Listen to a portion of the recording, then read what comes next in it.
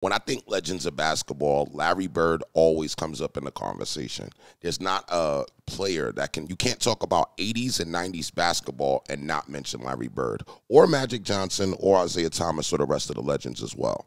We're going to dive deep into clips from Larry Bird and show why Larry Bird is the man that he is and why Larry is the legend. Before we do that, why do you guys love Larry Bird so much? Have you had a chance to meet him? If you did, we love those stories in the comments, okay? Also, I want to run this video up 5,000 likes or better, so I'm going to need help from you guys, all right?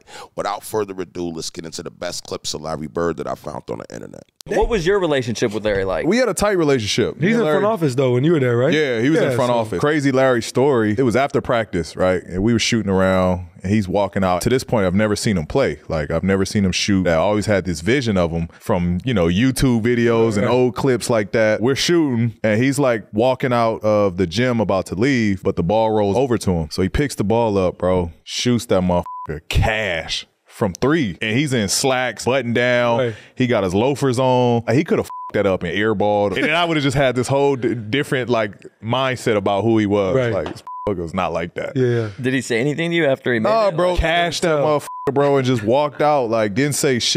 Just walked out of the gym. I am who I am. I am who I am. I'm the Bird, mother. Silverdome, and this series is tied at 2.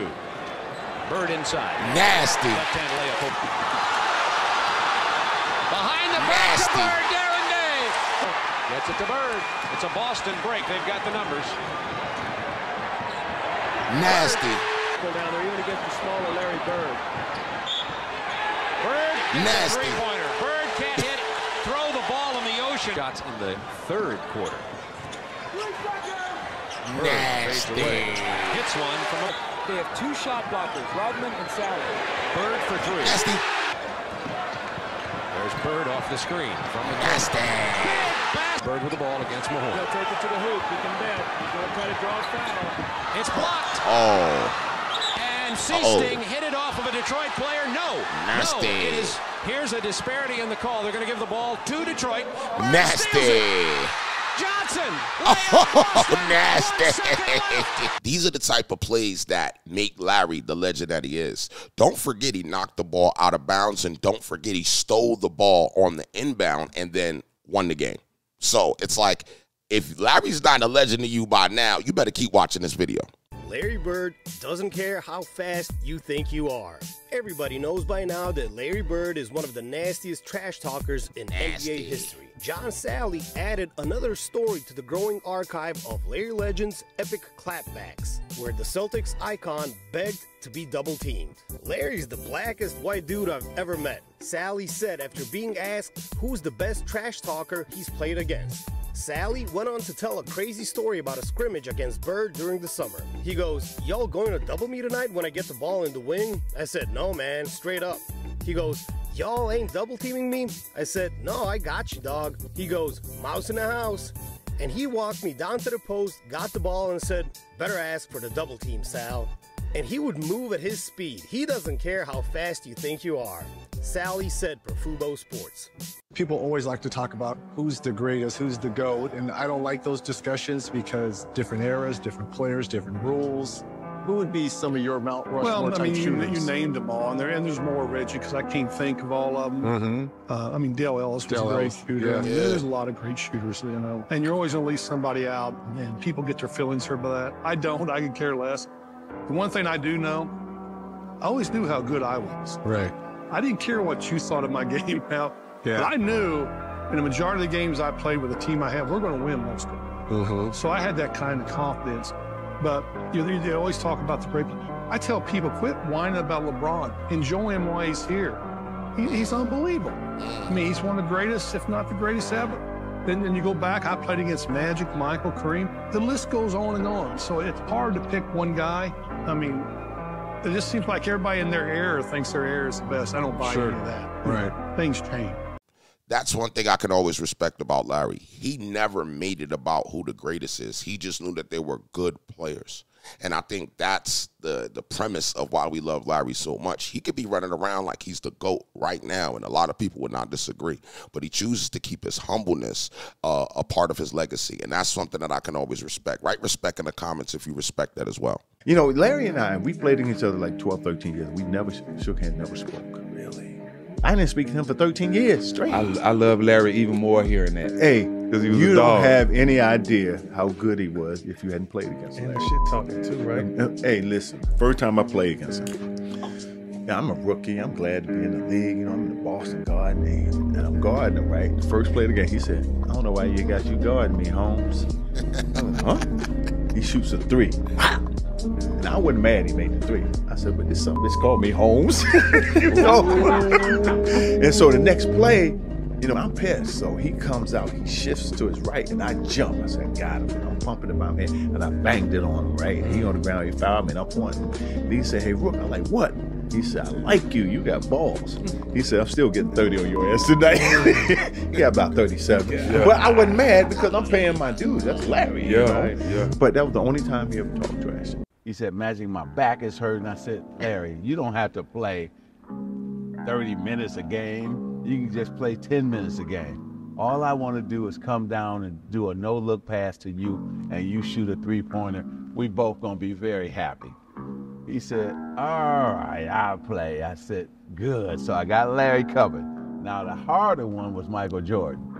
You know what I tell him? We're going to hang out every night and play cards together. And he can play golf all day, come to the game, just score 30 at halftime, and go sit down.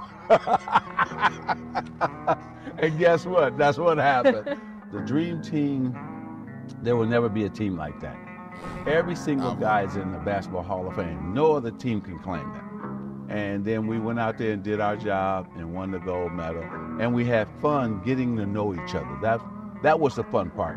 We beat everybody by over 42 points a game. These are reasons why I always respected the friendship between Larry Bird and Magic. You know, Larry was hurt. If you know the history, Larry went through a lot of back surgery and a lot of issues towards the end of his career. And the fact that he was able to summon up, you know, that strength to actually get in the game with Magic Johnson is you know, monumental.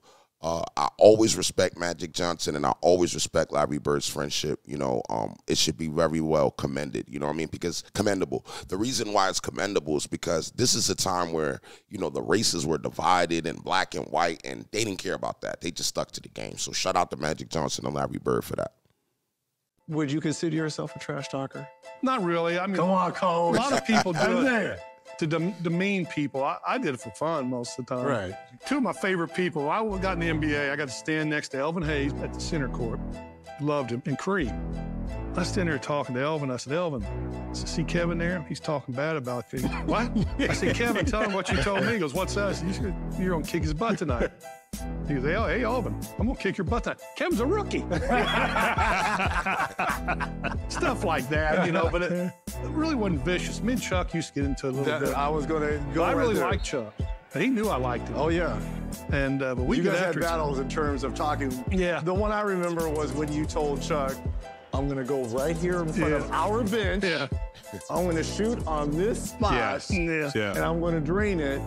And he said, Merry Christmas, mother. Yeah. It's respect. This ain't nothing bad. So I said, let me see what he can do. But Larry's had something that most white boys don't have. Just say that. Just keep it real. Man, Larry was different now. Larry was different now. He had a little bit of nigger. Yeah, he was different now. He was different now. Larry was different now. That boy, he can play, man. He turned it out. We played on a team in college in a tournament together. This is the first time I ever sat on the bench. Him and I were on the bench. And we were like, the guys in front of us wasn't better than us, but Kentucky head coach was coaching the team, so he started 3 guys from Kentucky. So we said, okay. But when we got in the game, we turned it out. But I saw this dude eat Jack Givens up. He was player of the year that year. Kentucky, right? Yeah, from Kentucky. And Larry Bird was just slicing and dicing him. And I said, oh, I called home. I said, it's true about this boy.